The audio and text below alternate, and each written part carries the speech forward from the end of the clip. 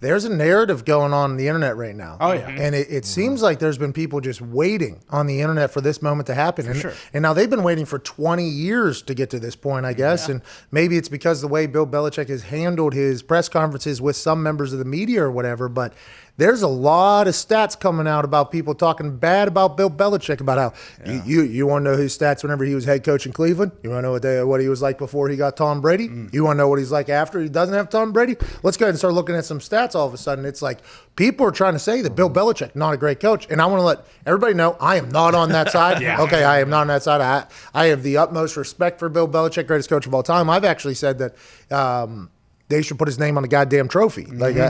Because to have that much consistency and success in a league that is filled with parity and competition and salary caps and everything, to have that much success and be able to rally troops. Now, granted, he did it because Tom Brady was willing to take pay cuts. So if Tom Brady does it, everybody else has to do it. And Tom Brady was willing to get chewed out in team meetings. And if Tom Brady does it, everybody else has to do it. So that is something that is very important whenever your guy, starting quarterback in the NFL, buys into what you're pitching, taking less money to make the team better, get yelled at so that everybody else can get. That obviously helps a lot, but the coach still had to create schemes and strategies to win games while the NFL changed in the style of play. But I do enjoy the fact that anybody can fucking get it. We live in a what have you done for me lately? Yeah. If you even tend to turn down just a little bit, it's like, oh, what was this person even good to begin? That's what's being asked right now on the internet by numerous people was Bill Belichick even that good of a coach to begin with? It's like, holy shit. I saw Peyton Manning get cut from the Colts, and I was like, I don't know how that happens. And then Bill Belichick, the internet's like, was he even that good? I'm like, our society is awesome, by the way. That is incredible. And they're going to come for all of us, by the way. If you have any success, something's going to happen. And as soon as you have a down day, boy, it is going to be tough. They're doing it to Bill Belichick. They'll do it to fucking anybody at this point. Yeah, I mean, there's no real reason to dispute it just because it's all nonsense. But I just hope we bring that same energy, after Andy Reid's career when we talk about, well, Andy couldn't do it without Mahomes, so it was all Mahomes. Mike Tomlin, right? He's only one with Big Ben. Can we say, well, without Big Ben, Mike Tomlin's not that great of a coach? And Sean Payton, what? He's only won one Super Bowl with the greatest statistic quarterback of all time. Is Sean Payton a good coach? Whoa. Why are you doing? I'm just saying, let's just make sure when all these other things happen, we do the same treatment for all these other great all-time coaches that we are for Bill. And, you brought up Tony Dungy. Dungy only won one Super Bowl with Peyton Manning. Dungy leaves Tampa Bay, gets fired. They win the Super Bowl the next season. Is Tony Dungy a good coach? Well, I mean, come on, guys. It was a team that Tony Dungy built down there. Yeah, exactly. But he didn't win the big one, though, right? And that's all that matters. We talked about it yesterday. And the If you're not going to win the Super Bowl, no one gives a fuck about your team. Well, it is. I mean, there's a lot that we could talk about there. I had no idea that's the way you were going to go with that one. I thought you were potentially going to stick up for Belichick, but instead you just saw down everybody else. These other guys. No. You already did. So what I did not expect that. I thought you were going to give Bill Belichick go to bat for him and all the great things he's done and everything like that. But what you chose to do is the right thing, because I assume if they did to Bill Belichick, they're going to do it to all of them too. But the only difference is Bill Belichick and the media have a much different relationship than all those guys in the media, I do believe. Andy Reid's beloved by the media. Tony Dungy's in the media. Sean Payton, I think he has pretty good relationships around the media.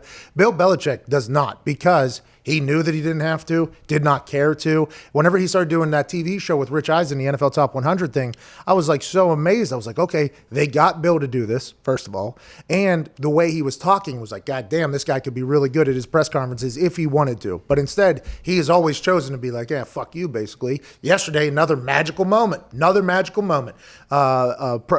of Mike something, Rice, was it Rice? Reese.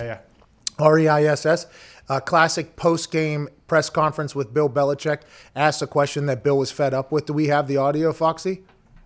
We have the quote. Yeah, we just have the quote? Just the quote. All right, so what he was asked, basically Mike Reese asked Bill Belichick, he said, with everything that's going on, is Cam Newton still your quarterback? And Bill Belichick cuts him off while he's still talking. Goes, great question. Really glad you asked that. Cam's our quarterback. It's just even when things are not going good, Bill is still just fed up with this bullshit. I don't have time for your questions.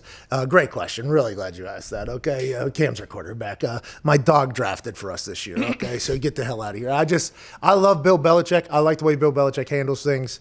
And if I was a member of the media, I'd probably hate him. But the fact that everybody's turning on him right now, asking if he was even that good of a coach to begin with, is amazing. At Ty Schmidt, that's what our society is, pal. It is. Well, and it's especially interesting because it's not like Brady's setting the world on fire in Tampa Bay. Like, it'd be one thing if they were, in the number one team in the NFC right now, but it's not like, I don't know. I think it's a bunch of mumbo jumbo. What's he going to do? What is Belichick going to do? Is he going to stick around and rebuild this whole goddamn thing because they have so much salary cap and they have so much space?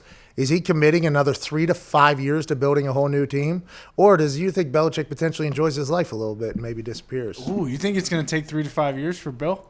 Yeah. With all there's only a few teams next year that can make serious moves in free agency with the salary cap. Yeah, but there's a lot of teams that are still going to be built, right? Mm-hmm. Chiefs are still built.